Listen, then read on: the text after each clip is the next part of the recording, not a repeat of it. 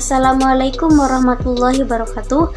Perkenalkan, nama saya Limatul Syadiah dengan NIM 2041050100034, Prodi Perbankan Syariah 2. Di sini saya akan memberikan video tentang saya mengenai tugas dari Bapak Dr. Abdul Wadud Nafis yang menjelaskan tentang ilmu ekonomi. Definisi ilmu ekonomi.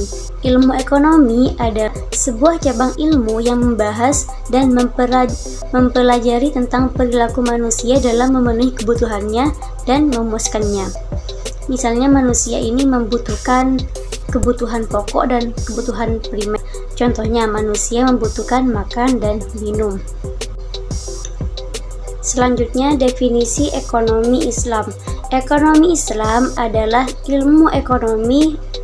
adalah sebuah cabang ilmu yang membahas dan mempelajari tentang perilaku manusia dalam memenuhi kebutuhannya dan memuaskannya untuk mencapai falah berdasarkan pada prinsip-prinsip dan nilai-nilai Al-Quran, Sunnah, Ijma, dan Qiyas. Jadi manusia harus berpegang pada Al-Quran, Sunnah, Ijma, dan Qiyas dalam memenuhi kebutuhan sehari-harinya.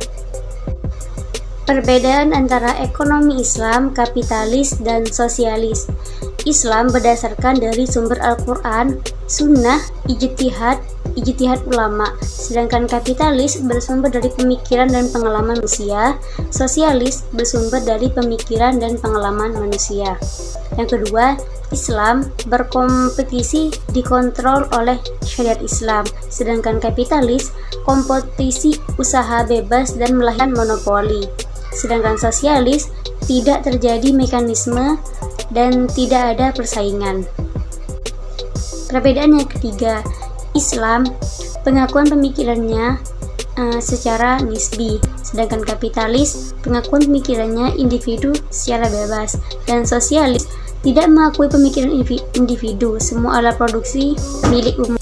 Yang keempat, Islam kesejahteraannya bersifat jasmani dan rohani akal, sedangkan kapitalis dan sosialis kesejahteraannya bersifat jasmani belaka.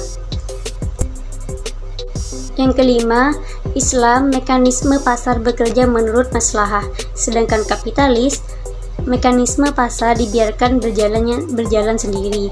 Sosialis perekonomian dijalankan lewat perencanaan pusat oleh pemerintah. Sumber ekonomi Islam. Yang pertama yakni Al-Quran. Jadi semua yang kita lakukan harus berdasarkan pada hukum-hukum Al-Quran.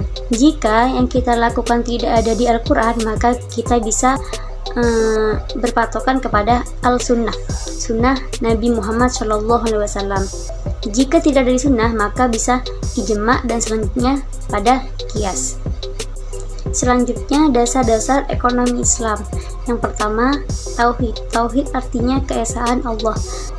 Yang kedua, as-siddiq dan amanah. As-siddiq sendiri berarti kejujuran, sedangkan amanah artinya dapat dipercaya dan bertanggung jawab. Yang ketiga, mengakui hak milik individu dan umum. Yang keempat, al-adalah. Al-adalah sendiri berarti adil, jadi seimbang, tidak membedakan satu sama lain. Yang kelima, at-tawazun. At-tawazun berarti keseimbangan. Yang keenam, at-ta'awun, tolong menolong.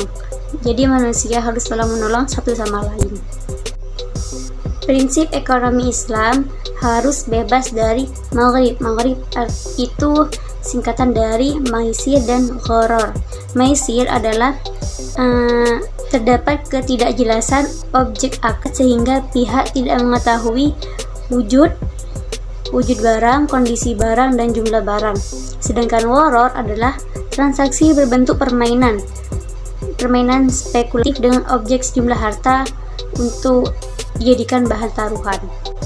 Yang terakhir, karakteristik ekonomi Islam. Yang pertama, ekonomi Islam terikat dengan akidah, syariah, dan akhlak. Yang kedua, harta kepunyaan Allah dan manusia sebagai khalifah. Khalifah yakni pemimpin. Yang ketiga, larangan maisir, gharar, dan riba.